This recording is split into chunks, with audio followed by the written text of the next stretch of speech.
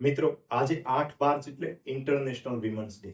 આવા દિવસોની ઉજવણી એટલા માટે કરવામાં આવે કે સમાજમાં સ્ત્રીઓ પ્રત્યે આપણે જે નેગેટિવ જેન્ડર બાયસ એટલે કે નકારાત્મક જાતિ આધારિત ભેદભાવો હોય એ આપણે ઓછા કરી વિમેન એમ્પાવરમેન્ટ એટલે કે સ્ત્રી સશક્તિકરણ માટે આપણે જાગૃતિ લાવી શકીએ. પરંતુ હું એક ડોક્ટર તરીકે એવું કહીશ કે કોઈ પણ સ્ત્રીનું સોશિયલ, એજ્યુકેશનલ, પોલિટિકલ, સાયકોલોજીકલ કે ઇકોનોમિકલ એટલે કે કોઈ પણ સ્ત્રીનું સામાજિક, ભણતરની દ્રષ્ટિએ, માનસિક દ્રષ્ટિએ, આર્થિક દ્રષ્ટિએ કે રાજકીય દ્રષ્ટિએ સશક્તિકરણ એટલે કે એમ્પાવરમેન્ટ તો જ થઈ શકે કે સૌથી પહેલા એ સ્ત્રી છે ફિઝિકલી હેલ્ધી એટલે કે શારીરિક રીતે તંદુરસ્ત હોય. આજે આપણે આ વિડીયોમાં વાત કરીશું લાખો સ્ત્રીઓને અસર કરતા રોગ બ્રેસ્ટ કેન્સર વિશે. બ્રેસ્ટ કેન્સર વિશે અવેરનેસ ફેલાવીશું અને એના માટે આપણે જોઈશું કે કઈ રીતે આપણે સ્તન કેન્સરનું નિદાન વહેલી તકે કરી શકીએ, જેથી 95% વધુ કેસમાં આપણે સ્ત્રીઓને સંપૂર્ણ બ્રેસ્ટ કેન્સરમાંથી મુક્તિ અપાવી શકતા હોય એટલે કે સંપૂર્ણ સાજા કરી શકતા હોઈએ. મિત્રો, આ વિડીયો આજના ઇન્ટરનેશનલ વુમન્સ ડે નિમિત્તે દરેક સ્ત્રીઓની વેલ્યુ કરવાની સાથે તેમને રિસ્પેક્ટ માટે આ વિડીયો છે હું દરેક સ્ત્રીઓને ડેડિકેટ કરું છું. મિત્રો, તમે જોનાર કદાચ પુરુષ હો તો પણ તમારે તમારી માતા, પત્ની, બહેન કે દીકરીના હેલ્થ અવેરનેસ માટે વિડીયો જોઈ અને એમને ફોરવર્ડ કરવો જોઈએ, જેથી કરીને તમે પણ ઇન્ટરનેશનલ વુમેન્સ ડેમાં વુમન એમ્પાવરમેન્ટ માટે કન્ટ્રીબ્યુટ કરી શકો. તો મિત્રો, આજે આપણે આ વિડીયોમાં બ્રેસ્ટ કેન્સર અવેરનેસ વિશે જોઈશું. બ્રેસ્ટ કેન્સર છે એ સ્ત્રીઓમાં one of most common cancer એટલે કે ખૂબ જ સામાન્ય કેન્સર છે અને દર વર્ષે લાખો સ્ત્રીઓમાં બ્રેસ્ટ કેન્સર થતું હોય છે. પરંતુ મિત્રો, યાદ રાખો, બ્રેસ્ટ કેન્સર છે one of most curable cancer એટલે કે જેમાં સૌથી સારા રિઝલ્ટ મળતા હોય એમાંનું એક કેન્સર છે બ્રેસ્ટ કેન્સર છે.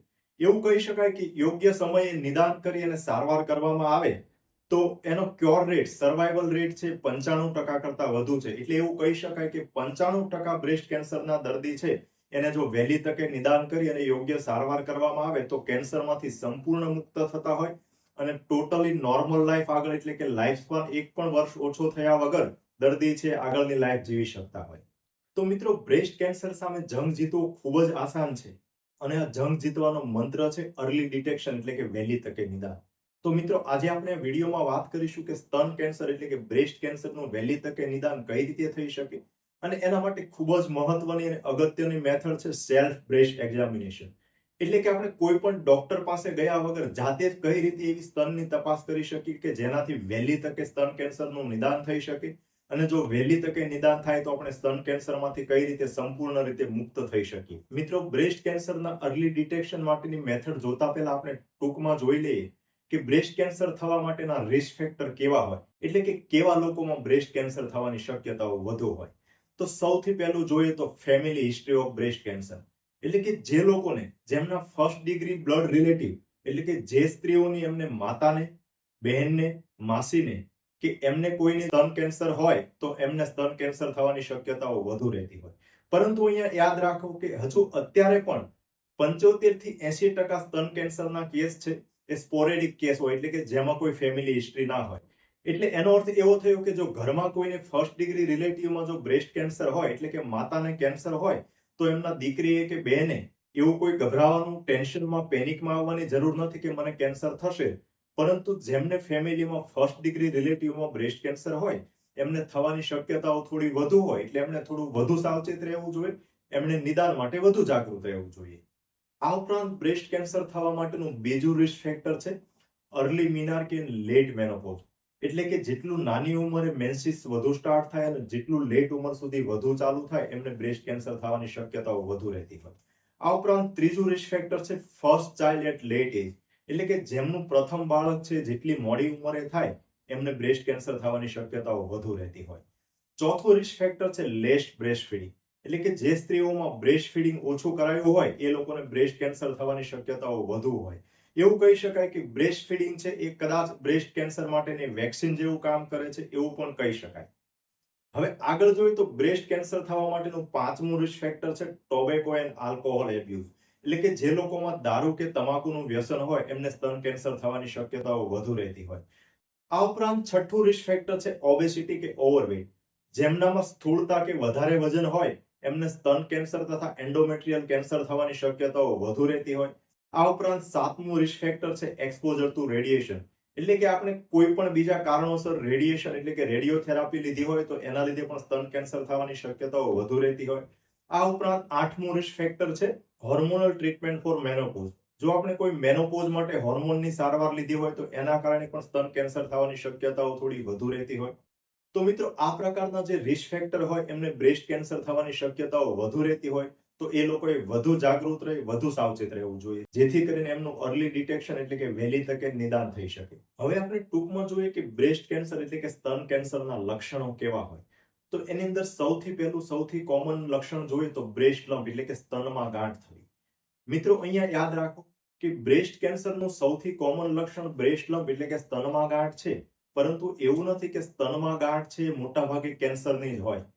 બ્રેસ્ટ લમ્પ એટલે કે સ્તનની અંદર ગાંઠના જે અમે અત્યારે દર્દી જોતા હોય એમાંથી હજુ પણ મોટા ભાગના બ્રેસ્ટ લમ્પ એટલે કે સ્તનની ગાંઠ છે એ 80 થી 85% કેસમાં સ્તનની ગાંઠ છે નોન કેન્સરસ એટલે કે કેન્સર વગરની જ ગાંઠ જોવા મળતી હોય છે. એટલે મિત્રો સ્તનની ગાંઠ છે કેન્સર જ હોઈ શકે એવું માનીને ગભરાવાની, સ્ટ્રેસ કે પેનિક થવાની જરૂર નથી. એના માટે આપણે અર્લી કન્સલ્ટન્ટને બતાવી શકીએ. બ્રેસ્ટ લમ્પની અંદર કેન્સરની શક્યતા હોય તો એ ગાંઠ છે ઇરેગ્યુલર શેપ અને ઇલ ડિફાઇન હોય એટલે કે એની ક્લિયર કટ બાઉન્ડ્રી તમને ફીલ ના થતી હોય. આ ઉપરાંત ફ્રીલી મોબાઈલ ના હોય એટલે કે મૂવમેન્ટ ઓછી થતી હોય અથવા તો બિલકુલ ના થતી હોય એટલે કે ફિક્સ હોય. આ ઉપરાંત ત્રીજી ખાસિયત એની હોય કે જનરલી બોની હાર્ડ એટલે કે વધુ કડક પથ્થર જેવી કડક જોવા મળતી હોય. આ ઉપરાંત યાદ રાખો મોટા ભાગના બ્રેસ્ટ કેન્સરની ગાંઠ છે પેઇનલેસ હોય એટલે કે દુખાવો છે સ્તન કેન્સરની ગાંઠમાં મોટા ભાગે ઓછો જોવા મળતો હોય કે મિનિમમ જોવા મળતો હોય. આ ઉપરાંત બ્રેસ્ટ કેન્સરનું બીજું લક્ષણ છે sudden change in size, shape and appearance of breast એટલે કે સ્તનના સાઇઝમાં, શેપમાં કે દેખાવમાં કોઈ સડન ફેરફાર થાય તો એ કદાચ કેન્સરનું લક્ષણ હોઈ શકે. આ ઉપરાંત ત્રીજું સિમ્પટમ્સ છે રિટ્રેક્શન ઓર ફ્લેટનિંગ ઓફ નિપલ એટલે કે બ્રેસ્ટની જે નિપલ હોય એ પ્રમાણમાં રિલેટિવલી ઇનવર્ટ થવા માંડે એટલે કે ફ્લેટ થવા માંડે અથવા તો અંદરની સાઈડ વળેલી દેખાતી હોય જેને રિટ્રેક્શન ઓફ નિપલ કહેવાય તો કદાચ એ બ્રેસ્ટ કેન્સરનું લક્ષણ હોઈ શકે.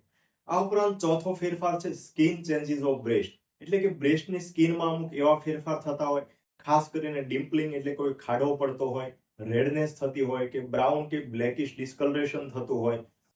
આ ઉપરાંત ખાસ કરીને ઓરેન્જ સ્કિન અપિયરન્સ જેને મેડિકલની ભાષામાં PUD ઓરેન્જ અપિયરન્સ કહેવાય એટલે કે જે સ્કિન છે એની અંદર સોજો આવતો હોય અને નાના હેર ફોલિકલની જગ્યાએ ખાડા જેવું દેખાતું હોય, ઓરેન્જની પીલ જેવો સ્કિનનો અપિયરન્સ દેખાતો હોય તો એ પણ કદાચ બ્રેસ્ટ કેન્સરનું લક્ષણ હોઈ શકે. આ ઉપરાંત પાંચમું બ્રેસ્ટ કેન્સરનું લક્ષણ છે નિપલ ડિસ્ચાર્જ. મોટાભાગે નિપલ ડિસ્ચાર્જનું કારણ ડક્ટાઇટિસ એટલે કે ડક્ટની અંદર ઇન્ફેક્શન કે પેપિલોમા નામની સાદી ગાંઠ જ હોય, પરંતુ બ્રેસ્ટ કેન્સરની અંદર પણ ઘણીવાર નિપલ ડિસ્ચાર્જ છે જોવા મળતો હોય. અને છઠ્ઠું અને બહુ ઓછું જોવા મળતું બ્રેસ્ટ કેન્સરનું લક્ષણ છે ક્રોનિક પેઇન એટલે કે ઘણા સમયથી ગાંઠની સાથે દુખાવો થતો હોય તો એ કદાચ બ્રેસ્ટ કેન્સરનું લક્ષણ હોઈ શકે, પરંતુ યાદ રાખો બ્રેસ્ટ કેન્સરમાં મોટા ભાગે દુખાવો થતો હોતો નથી. મિત્રો અહીંયા ફરીવાર હું રિમાઇન્ડ કરાવી દઉં કે આ બધા જે લક્ષણો છે બ્રેસ્ટ કેન્સરના હોઈ શકે, પરંતુ એવું નથી કે આ લક્ષણો હોય તો તમને સ્તનનું કેન્સર જ છે, બ્રેસ્ટ કેન્સર જ છે. એટલે આ પ્રકારના લક્ષણો હોય તો કોઈ ગભરાવાની, પેનિક થવાની કે સ્ટ્રેસ લેવાની જરૂર નથી, પરંતુ આ પ્રકારના લક્ષણો હોય તો આપણે નજીકમાં સર્જનને બતાવી એની યોગ્ય તપાસ કરાવી અને નિદાન માટે જરૂર પડે એ પ્રમાણે રિપોર્ટ કરાવવા જોઈએ. મિત્રો હવે આપણે વિડીયોના સૌથી અગત્યના ભાગ એટલે કે બ્રેસ્ટ કેન્સરના અર્લી ડિટેક્શન માટે એટલે કે વહેલા નિદાન માટે આપણે શું કરી શકીએ તેના વિશે જોઈએ. તો બ્રેસ્ટ કેન્સરના અર્લી ડિટેક્શન માટે એટલે કે બ્રેસ્ટ કેન્સરના સ્ક્રીનિંગ માટે મેઇનલી બે ટૂલ્સ મહત્વના હોય છે. સૌથી પહેલું છે BSE એટલે કે બ્રેસ્ટ સેલ્ફ એક્ઝામિનેશન અને બીજું છે મેમોગ્રાફી. તો આપણે સૌથી પહેલા બ્રેસ્ટ સેલ્ફ એક્ઝામિનેશન એટલે કે BSE વિશે જોઈએ. તો બ્રેસ્ટ સેલ્ફ એક્ઝામિનેશન એ બ્રેસ્ટ કેન્સરના અર્લી ડિટેક્શન માટે સૌથી સિમ્પલ એટલે કે સરળ, ઇફેક્ટિવ અને ફ્રી ઓફ કોસ્ટ એટલે કે કોઈ પણ ચાર્જ વગર ઉપયોગમાં આવતી મેથડ છે.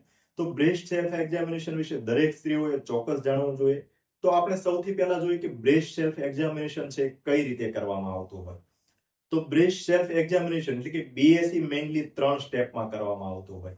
એમાં સૌથી પહેલું સ્ટેપ છે inspection in standing or sitting position એટલે કે કોઈ પણ સ્ત્રી હોય મિરર એટલે કે અરીસાની સામે બેસવું અથવા તો ઊભું રહેવું, એની અંદર બે પોઝિશનની અંદર બ્રેસ્ટનું ઇન્સ્પેક્શન એટલે કે કોઈ પણ ટચ કર્યા વગર માત્ર ઓબ્ઝર્વેશન કરવાનું હોય.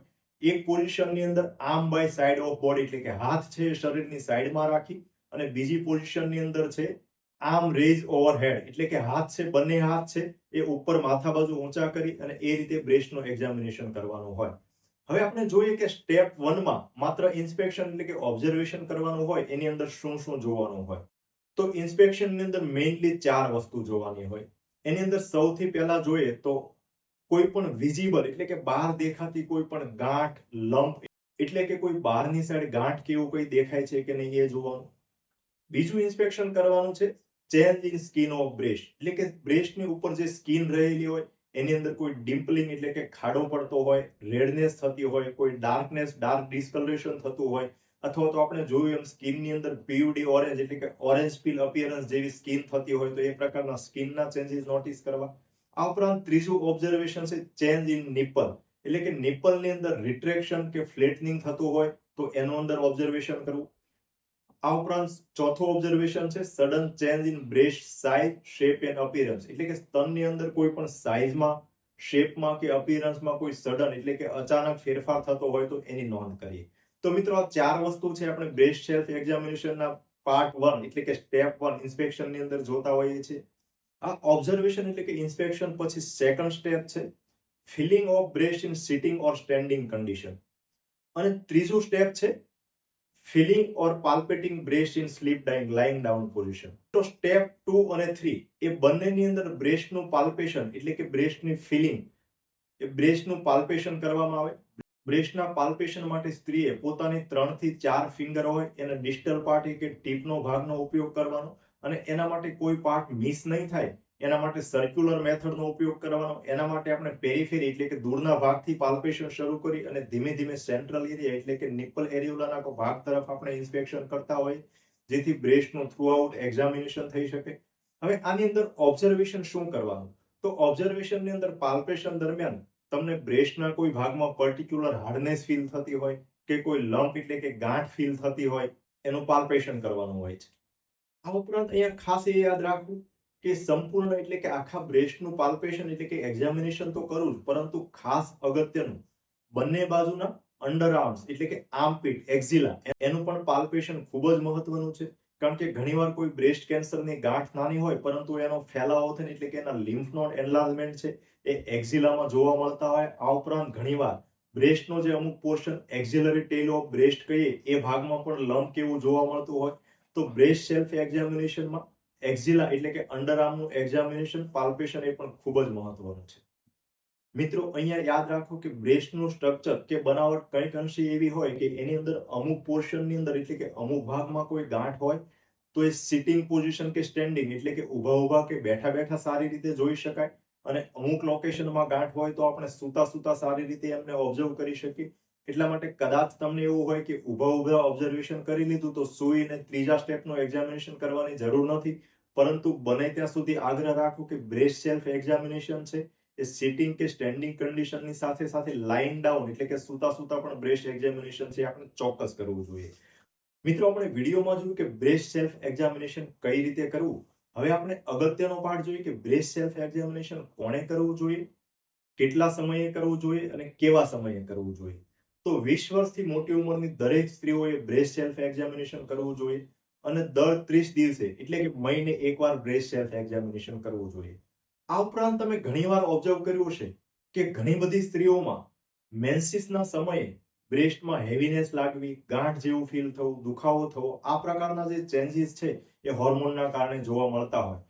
તો બ્રેસ્ટ સેલ્ફ એક્ઝામિનેશન છે જનરલી મેન્સિસના 6થા થી 7મા દિવસે કરવું જોઈએ જેથી કરીને આ પ્રકારના હોર્મોનની ઇફેક્ટ હોય એ બ્રેસ્ટ ઉપર મિનિમમ હોય જેથી કરીને આપણે મેક્સિમમ સારી રીતે એક્ઝામિનેશનની અંદર આપણે ઓબ્ઝર્વેશન કરી શકીએ. હવે બ્રેસ્ટ કેન્સરના અર્લી ડિટેક્શન માટે કે સ્ક્રીનિંગ માટેનું બીજું ટૂલ્સ છે મેમોગ્રાફી. ડિજિટલ મેમોગ્રાફી એ એક પ્રકારનો લો ડોઝ રેડિયેશન એક્સરે છે. મિત્રો મેમોગ્રાફી છે એ એક પ્રકારનું રેડિયેશન જ છે અને આપણે જોયું કે રેડિયેશન ઇટસેલ્ફ છે એ પણ એક બ્રેસ્ટ કેન્સર થવા માટેનું રિસ્ક ફેક્ટર છે. એટલે કે મેમોગ્રાફી છે એ એટલો આપણે બહુ વધુ પડતો ઉપયોગ ના કરવો જોઈએ. મેમોગ્રાફી અત્યારે કરવાનું રેકોમેન્ડેશન જોઈએ તો નોર્મલી 40 કે 45 વર્ષની ઉંમર પછી આપણે મેમોગ્રાફી કરાવી શકીએ અથવા તો કોઈ પણ બહેનને કે માતાને જો બ્રેસ્ટ કેન્સર થયેલો હોય તો એ સ્ત્રીએ જે ઉંમરે એમને કેન્સર ડિટેક્ટ થયું હોય એનાથી 5 વર્ષની ઓછી ઉંમરે મેમોગ્રાફી છે એ કરાવવી જોઈએ. પરંતુ મેં કીધું એમ મેમોગ્રાફી પોતે પણ એક રેડિયેશન છે. એટલા માટે મેમોગ્રાફી છે એ બને ત્યાં સુધી જાતે આપણે સેલ્ફ સ્ક્રીનિંગ તરીકે ઉપયોગ ના કરવો જોઈએ. આપણે ડોક્ટરની સલાહ લઈ અને મેમોગ્રાફીનો ઉપયોગ છે જુડિશિયસલી કરવો જોઈએ. એવું પણ નથી કે મેમોગ્રાફીના લીધે કેન્સર થવાની શક્યતાઓ બહુ વધુ હોય છે એટલે આપણે ડોક્ટર સલાહ આપે તો પણ મેમોગ્રાફી ના કરીએ. મેમોગ્રાફી આપણે આગળ જોયું એમ બહુ લો રેડિયેશન ડોઝમાં થતું હોય તો આપણને ડોક્ટર સલાહ આપે તો મેમોગ્રાફી કરાવવી પણ જોઈએ. પરંતુ ખાસ આપણે જાતે દર થોડા સમયે માત્ર ડર કે બીકના લીધે સેલ્ફ સ્ક્રીનિંગ માટે મેમોગ્રાફીનો ઉપયોગ છે આપણે ન કરવો જોઈએ.